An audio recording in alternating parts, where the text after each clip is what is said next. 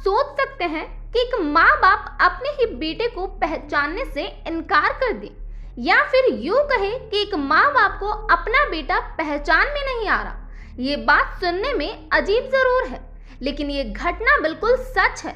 इस घटना को सुनकर वाकई ही आप सभी हैरान हो जाएंगे कि लोग नाजायज संबंधों के पीछे इस कदर पागल हो जाते हैं कि फिर उन्हें अपनी जान गंवानी पड़ती है। तो चलिए जानते हैं इस घटना की पूरी कहानी को। नमस्कार दोस्तों, आज की ये घटना है उत्तराखंड के रुद्रपुर इलाके की। रात का वक्त था, करीब 9 बजे एक बूढ़े माँ बाप थाने पहुंचते हैं और अपने बेटे की गुमशुदगी की रिपोर्ट दर्ज करवाते हैं। माँ बिंदु देवी बताती है उसका बेटा राकेश पिछले 10 दिनों से घर नहीं आया। पुलिस बिंदु देवी की बात सुनती है और जैसा जैसा वह अपने बेटे की कद काठी बताती है, वैसे ही पुलिस बिंदु देवी से कहती है कि आप एक बार मुर्दा घर में जाकर उस लाश की शिनाख्त कर लो जो हमें आज सवेरे ही मिली है। हो सकता है वो आपका बेटा ही हो।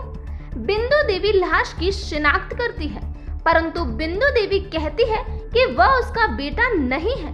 पुलिस उन पर जोर देती है, लेकिन माँ बाप लगातार इनकार करते हैं।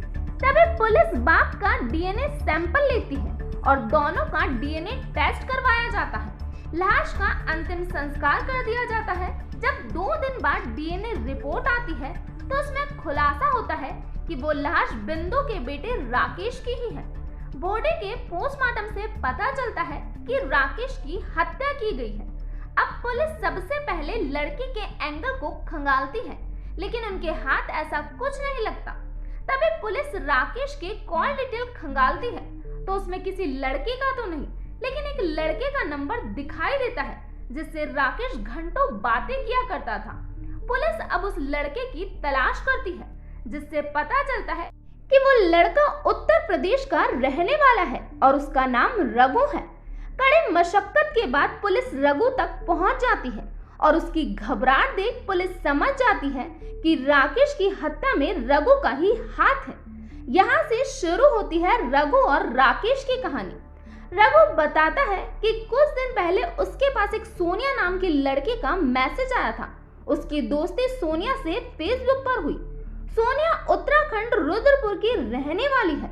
दोनों ही रात को घंटों बातें किया करते थे।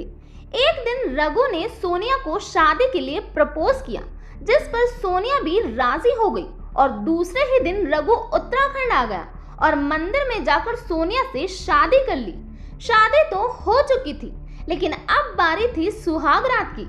लेकिन जब रघु सोनिया का प्राइवेट पार्ट देखता है तो उसके होश उड़ जाते हैं, क्योंकि वो तो एक लड़का था जिसका नाम राकेश है।